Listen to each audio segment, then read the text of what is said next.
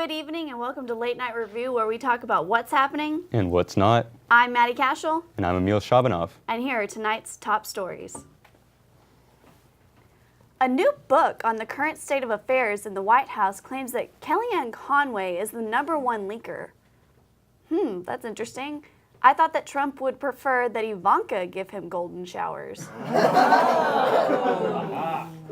Fox News host Laura Ingraham lost all her sponsors after attacking Parkland survivor David Hogg on Twitter, making fun of his GPA and for not getting into UCLA.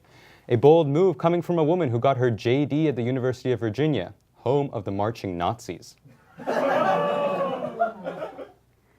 The reality show Jersey Shore is being rebooted by MTV. However, Sammy Sweetheart made a statement that she will not be returning because she's currently extremely happy in every aspect of her life and wants to avoid potentially toxic situations. Same, Sammy. That's exactly what I tell my mom every time she asks me to come home. Snapchat just released a TV ad marketing it as a family-friendly app. Just what I need. Grandma calling me and asking me who that nice young man who was butt-chugging vodka on 6th was in my story. Fans are still wondering as to who it was that bit Beyoncé on the cheek at a party a few weeks ago. However, the real question is, did they absorb any of her power?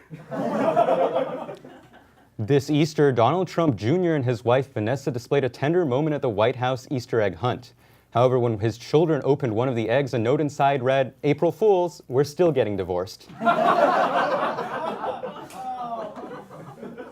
Last Sunday, the stars aligned in a truly spectacular way as Easter Sunday and April Fool's Day both happened on the same day. Here to comment is Jesus Christ.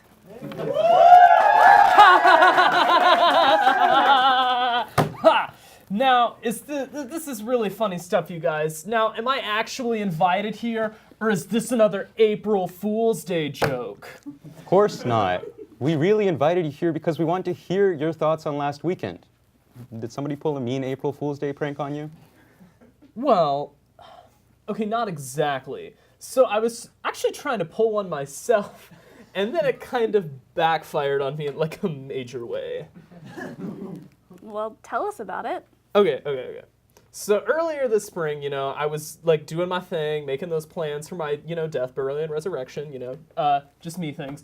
And I was like, y'all know what would be super dope? Coming back from the dead on April Fool's Day, because then I could die on Friday, and then 2 days later, I'd be like coming back and be like, April Fools, I'm not really dead, y'all. Okay, what happened when you came back? Did they get your joke? No. Because instead of appearing and saying, April Fools, I'm not really dead, y'all, I got super excited and then just went straight into, I'm not really dead, y'all. And then I said, April Fools, which made everyone think that coming back from the dead was the April Fool's Day joke. So now everyone thinks I'm still dead. That's odd. Since you were right in front of them, didn't they know it was you? I would have thought that. But they just shouted things at me like, Suicide Squad was bad and you ruined the Joker. Or, you really need to shave, Professor McConaughey. Well, that sounds pretty rough, but wait a second. You don't even have long hair anymore. I know. Budget cuts. That doesn't make any sense. You cut your hair because of budget cuts? Listen, you've never died and come back to life in one weekend and then had no one believe you, so I don't want to hear it. All right, then. I'm really surprised no one picked up on your April Fool's Day, on your actual intentions with that April Fool's Day joke. I know, right? When this joke backfired, I saw some of the worst misinterpretations of what I actually mean since the last Republican National Convention. Well, what are you going to do now since people think you're dead? Oh my gosh, Christian Bale! Can I get your autograph? Yeah, sure. Thank you so much! Oh my gosh.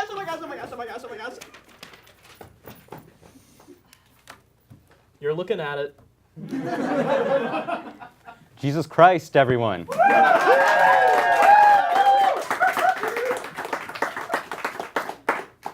The EPA is claiming that California's car pollution standards are too stringent. You can't blame California, however, considering that 80% of the cars on Los Angeles highways have been stuck in traffic since 1996. A Houston student applying for college applied to 20 different schools and was given a full ride to all of them. Meanwhile, my parents are just proud that I beat teen pregnancy. Trump recently fired Veterans Affairs Secretary David Shulkin, claiming that the White House wanted a change in the department. He plans to replace him with his personal White House physician. Maybe Trump's desire for more change will lead him to replace the Secretary of Education with someone completely unqualified, someone who's never even set foot in a public school, right? Arnold Schwarzenegger is currently recovering from a recent heart surgery. Schwarzenegger made a statement, "I'm back." At least one man in my life kept his word and came back. Malaysia just passed a law that makes spreading fake news on social media punishable by a $120,000 fine and up to 6 years in jail. Meanwhile, in the United States, doing that may just land you a job in the White House. For Late Night Review, I'm Maddie Cashel. And I'm Emil Shabanov. Good night.